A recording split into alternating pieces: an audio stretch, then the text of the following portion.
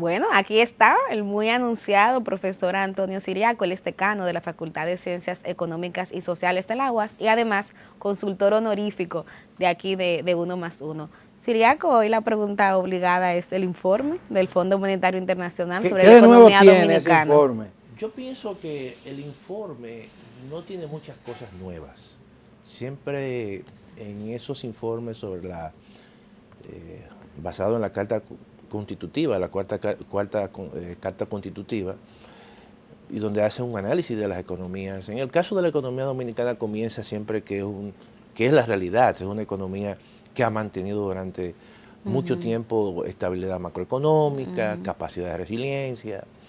Y déjeme decirle que el tema de la ampliación de la base tributaria y la reducción de las exenciones también es un tema recurrente por parte del Fondo Monetario Internacional, porque es una reforma pendiente que tiene la economía dominicana, la sociedad dominicana, lo cual está contenido en la Estrategia Nacional de Desarrollo, que estima y estipula que no es nueva hacer una reforma fiscal.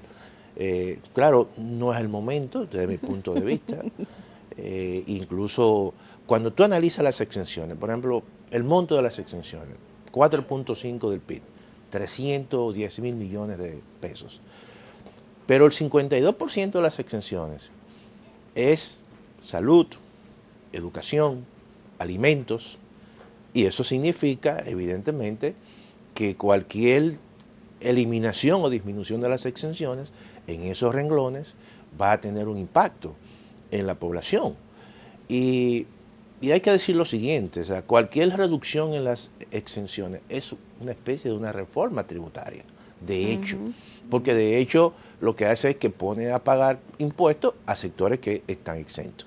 De manera que esos son arreglos que hay que hacer en términos del consenso y en momentos donde evidentemente la economía esté en otras condiciones. Y además que, ojo con eso, que la geopolítica sea otra, la que tenemos hoy en día. Estamos en un momento preelectoral y en un contexto geopolítico totalmente distinto. De manera que esas recomendaciones van a caer en el aire. No, yo pienso que la que tiene que no ver... son mandatorias, son recomendaciones de un organismo reiterativo de un organismo internacional, que hay que decir lo siguiente, ya el Fondo Monetario Internacional no es el mismo de los años 80. Pero hay una novedad, y lo comentábamos en el segmento anterior, el profesor Adalberto y yo, que es la recomendación que hace de una ley de responsabilidad fiscal. Hay dos elementos ahí que son importantes, que es el tema de las cooperativas. De las cooperativas también lo decíamos. Eso, ojo con eso. Sí.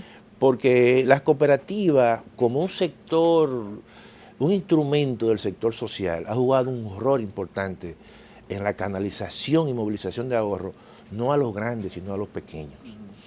Y en términos territoriales ha jugado un rol también importante, porque en muchas zonas apartadas, donde no hay un sector bancario o una gran sucursal de un sector bancario, pero están las cooperativas.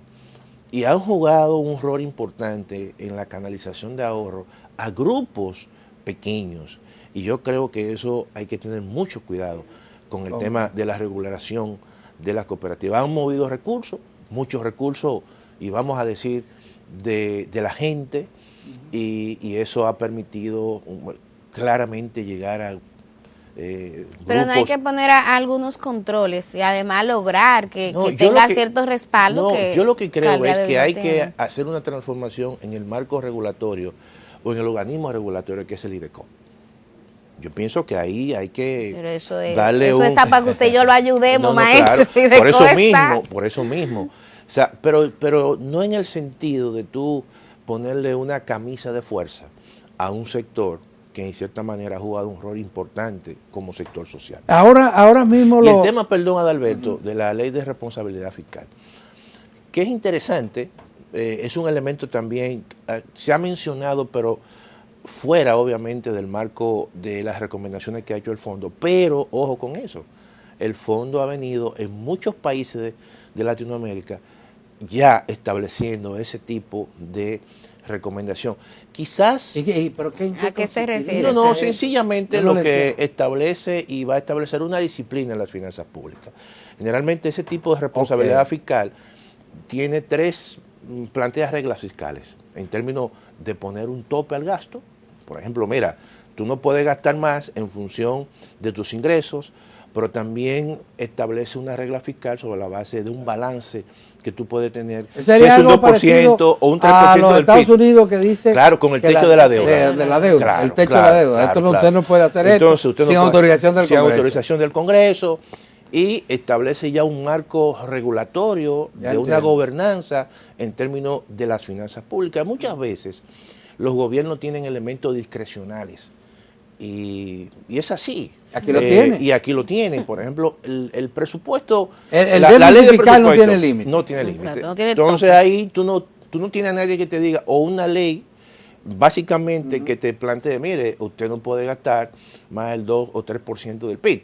A lo mejor quizá podría estar eso como un elemento que está escrito en el presupuesto nacional, pero no es un elemento mandatorio que te diga, no, si usted lo hace, entonces va a tener una consecuencia, como pasa en Estados Unidos, que el Congreso le pone un techo de la deuda y cuando ya ese techo se llega al punto más álgido, entonces tiene que acudir al Congreso y no puede gastar más allá de los ingresos ordinarios que reciba el gobierno. Entonces, ¿qué hace el gobierno? Como no recibe los recursos suficientes, entonces dice, yo solamente voy a pagar los sueldos y salarios hasta que el gobierno, el Congreso no me autorice un incremento del techo de la deuda. Eso pasa en Estados Unidos. Entonces, en el caso de la ley de responsabilidad fiscal, lo que establece es cierto nivel de disciplina. Ojo con eso, porque también hay que establecer un elemento de flexibilidad en países como la República Dominicana, donde hay situaciones que tú no controlas, como los huracanes, como, no sé, algún elemento... sí, pero hay fondos, exacto, hay fondos especiales. Bueno, en el presupuesto se en el presupuesto habla de un 1% de los ingresos ordinarios, pero eso es insuficiente. Pero profesor, antes de que se nos termine el tiempo, que ya se acabó, Claro. lo de las cooperativas. A mí Las eso- cooperativas hoy en día siguen rigiéndose por una legislación caduca, muy vieja. Claro, Inclusive los intereses claro, que cobran. claro. Que hablan, la ley les da la facultad 24%. Sí, sí, sí. Eso era muy bajito en comparación con Claro, el con precio del todo- dinero. Pero hoy en día se quedaron atrás. Hoy en día las cooperativas, casi todas, cobran intereses más altos que la banca comercial. Pero a cambio de que cuando tú necesitas unos recursos rápidos, De una vez. tú no tienes que estar con un proceso de Burocrático documentación. enorme. Entonces, yo creo que también eso es un elemento que hay que tomar en Sí. cuenta, en el sentido de que la gente prioriza, dice, es Para algún cierto, límite habría que ponerle Algún también control, a eso. algún claro. control. Algún control habría que No, no, ponerle Porque que los excesos son a dañinos. eso, porque la verdad es que... No, yo estoy de acuerdo con eso. Yo Con- pienso que hay que comenzar primero. Porque sobre el Cambiando. movimiento cooperativo hay que decir otra cosa. La verdad es que la inmensa mayoría de las cooperativas que se crean fracasan. Sí. Bueno, pero Aquí tenemos ahora mismo, realmente funcionando bien, alrededor de 600 cooperativas, pero déjame- pero se han formado cientos de miles de cooperativas en el país. No, pero es cierto que hay todo un proceso por el tema de la regulación, el tema del bajo fortalecimiento que tiene el organismo regulador, como el caso Del IDECO, eso no funciona. que hay que incluso despolitizar eso, darle un sentido mucho más técnico, y en ese sentido yo creo que eso va a ser un elemento importante. Importante. Déjeme revelarle algo para que ustedes vean lo que es el IDECO. Nosotros aquí en Teleantillas tuvimos una cooperativa y existe todavía. Ya. Cuando la creamos, yo fui de los auspiciadores de esa cooperativa. Ya, Y fui presidente del primer consejo directivo. claro. Y no había manera de que nos legalizaran la cooperativa. Había un asesor Sí, sí, nuestro, sí, sí. unas cosas. Y el asesor al final era, pues bueno, al final se cantó y dijo, denme algo. Ay, ay, ay. Y yo le hice un ay. cheque y le dije a la chica, Sí, sí, sí, era sí. poco Sí, dinero, sí, sí, sí. pone soborno.